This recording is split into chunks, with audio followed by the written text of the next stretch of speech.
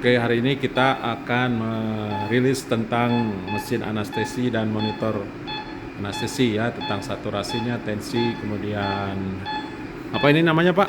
Kedalaman. Jadi SPI ini adalah Nah, angka yang menunjukkan dari kedalaman anestesi. Biasanya kita jadikan patokan saat kita akan melakukan induksi ataupun juga intubasi. Juga bisa digunakan untuk mengukur kedalaman dan juga kesadaran pasien saat dilakukan operasi. ini ya. Jadi pas intubasi itu misalnya kedalaman berapa ininya nih SPI-nya? Oke. Biasanya yang digunakan adalah saat kedalaman 30. Jadi saat setelah induksi obat masuk dan lain sebagainya, saat SPI ataupun SI ini menunjukkan angka 30 bisa dilakukan intubasi. Jika di atas 60 berarti pasien menunjukkan akan bangun biasanya. Kalau lewat 30 Pak ya? Ya. Berapa barusannya 30? Ya di antara di bawah 30. Ini 69 karena pasiennya bangun. Tuh ya, ini pasiennya nih. Pasiennya bangun ini mah. Nanti kalau sudah induksi masuk obat Rekopol dan lain-lain ya Pak ya, sudah nyampe 30 ke bawah mungkinnya. Nah, itu Sudah bisa dilakukan saatnya intubasi. Terus satu-satu Pak, ini dari ini mah tensi ya. Ini dari ngatur monitor untuk pemakaian gas dan lain-lainnya ya Pak ya. Ya. Kalau ini umur, ini berat badan. Yang mana Pak untuk lihat ini teh biar kelihatan? Kalau Sini ya. mis- Nah, ini Pak, biar kelihatan ini frekuensi apa, ini TNP apa, ini PIP, apa diterangkan Pak satu-satu. Jadi kalau misalnya pasien menggunakan alat ventilator, digunakan mode ventilator. Bisa dilihat yang biasa digunakan, yang biasa dirubah-rubah adalah ini. Yang pertama ada tidal volume. Tidal volume diukur dengan menggunakan rumus antara 8 sampai 9 per kilogram berat badan. Kali berat badan ya Pak ya. Ya, Biasanya berat badannya 50, berarti 50. volumenya berapa? 50 kali, kali 8 atau kali 10 berarti antara 400 sampai dengan 500. berarti ininya 500 ya. Coba dirubah Pak, 500. Berarti begitu. Terus frekuensinya Pak? Oke. Kalau frekuensi berarti jumlah napas pasien dalam 1 menit. Kalau misalnya napas normal untuk pasien pada umumnya antara 12 sampai dengan 18 kali per menit. Tapi kalau misalnya dalam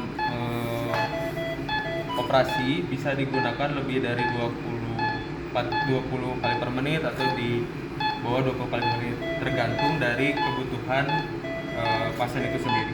Oke Pak.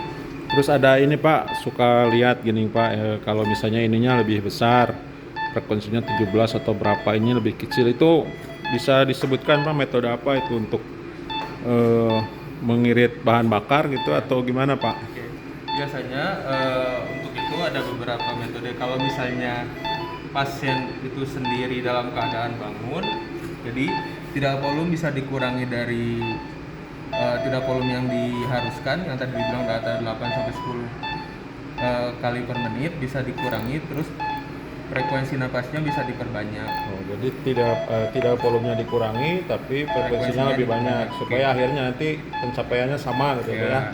Setelah itu juga bisa dari penggunaan dari Tes anestesi. oksigen dan juga gas Oksigen. anestesinya sendiri. Bisa menggunakan teknik low flow atau menggunakan flow itu sendiri. Ini yang teknik low flow ini Pak ya. Ya. Frekuensinya banyak, ininya sedikit, Ya, ininya juga sedikit ya. ini nanti diturunin antara 50 banding 50.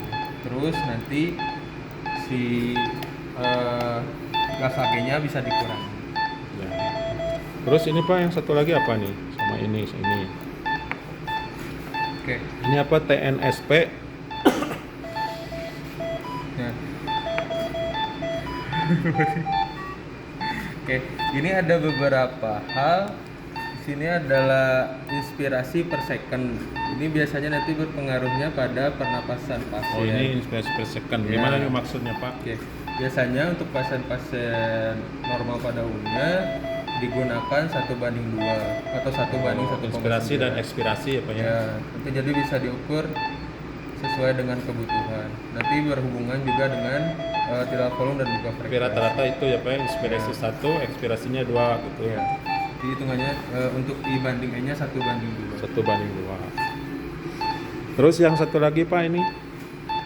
Ya, biasanya kalau ini di off-in tidak digunakan untuk triggernya, tapi tergantung pasiennya. Biasanya kalau misalnya dari lihat saturasi atau SpO2 pasiennya turun biasanya digunakan, tapi untuk ini biasanya di off kan.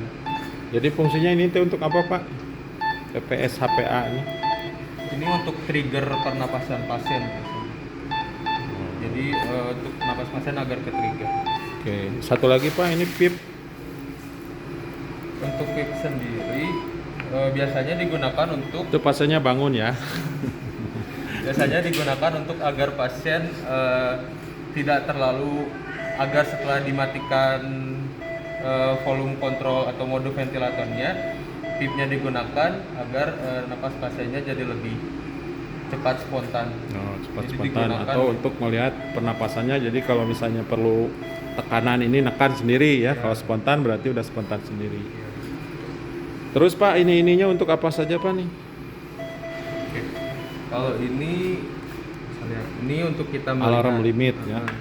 Kita melihat pernapasan pasiennya sendiri. Di sini ada INO2, ECO2, INCO2, minute volume, dan lain-lain.